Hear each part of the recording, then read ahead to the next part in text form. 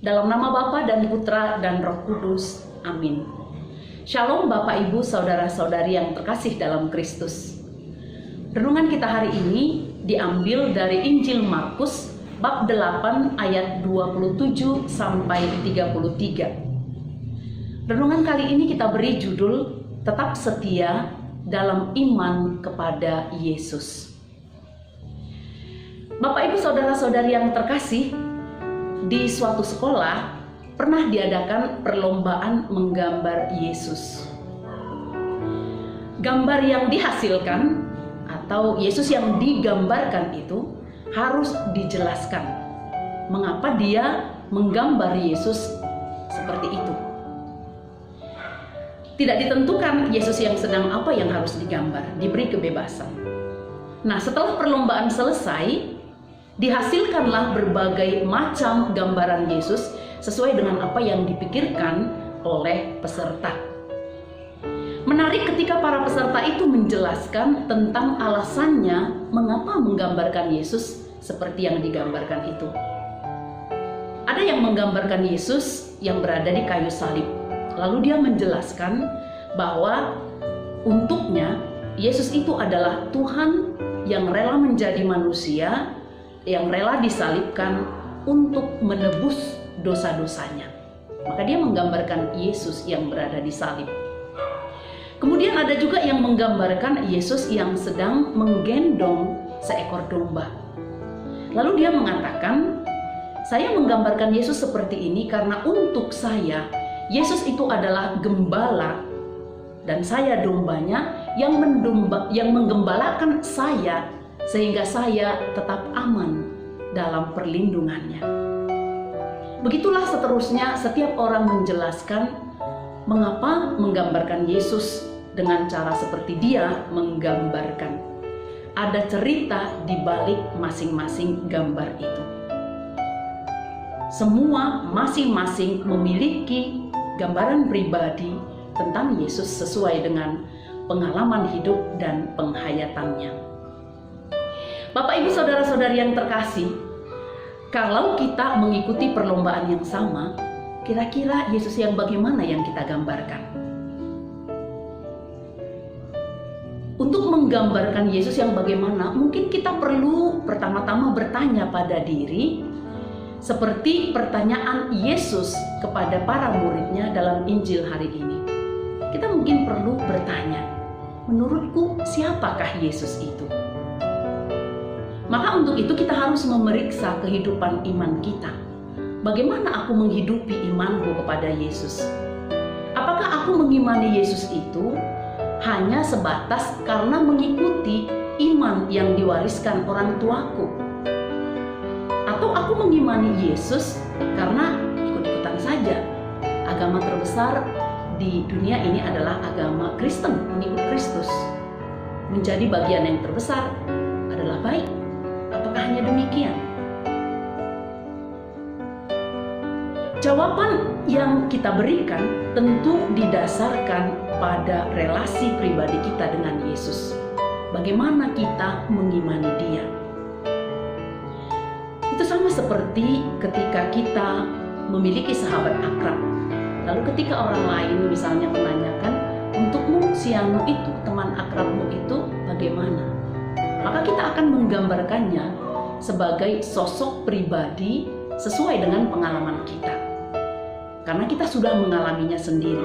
Maka ketika orang lain mengatakan tentang dia, kita tidak terlalu goyah. Apapun yang kau katakan tentang sahabatku itu, aku mengalaminya demikian. Aku lebih percaya pada pengalaman pribadiku dengan dia. Demikian juga kira-kira relasi kita dengan Yesus. Siapa Yesus untuk kita itu didasarkan pada relasi pribadi kita dengan Dia. Kiranya demikian juga jawaban Petrus dalam Injil hari ini ketika dia menjawab pertanyaan Yesus itu. Petrus mendengar begitu banyak tentang Yesus. Orang lain mengatakan begini, ada yang mengatakan begini, si Anu mengatakan begini. Tetapi dia tidak terpengaruh dengan apa yang dikatakan orang tentang Yesus, karena dia sudah mengalami sendiri siapa Yesus itu. Maka dengan tegas dia mengatakan, menjawab pertanyaan Yesus itu, "Engkau adalah Mesias, Anak Allah yang hidup." Lalu mendengar jawaban ini, Yesus melihat kebenaran pada apa yang diungkapkan oleh Petrus. Dia melihat bahwa Petrus sudah mengenalinya sebagai putra Allah, dan Petrus pasti sudah tahu apa yang menjadi misi Yesus. Maka Yesus melarang Petrus dan murid yang lain untuk menyampaikan kebenaran itu kepada orang lain. Mengapa? Karena memang waktunya belum tiba. Bapak, Ibu, saudara-saudari yang terkasih, setelah jawaban Petrus itu, lalu Yesus mulai menjelaskan apa yang harus dilaluinya sebagai Mesias. Tujuan penjelasan ini adalah agar para murid memahami konsekuensi dari mengikuti Dia. Yesus dengan terus terang menyampaikan bahwa Dia, Mesias, Putra Allah, harus banyak menanggung penderitaan. Dia akan ditolak oleh para tua-tua, para imam kepala, dan para ahli Taurat. Lalu ia akan dibunuh dan dibangkitkan setelah 3 hari. Ini yang dijelaskannya kepada Petrus dan murid lainnya. Dan mendengar semua penjelasan ini, Petrus yang tadi mengakui bahwa Yesus adalah Mesias, tidak bisa menerima begitu saja bahwa Yesus akan menderita, wafat, meskipun setelah itu akan dibangkitkan kembali. Dia tidak mampu menerima ini. Lalu dia menarik Yesus dan menegur Yesus karena kata-katanya itu.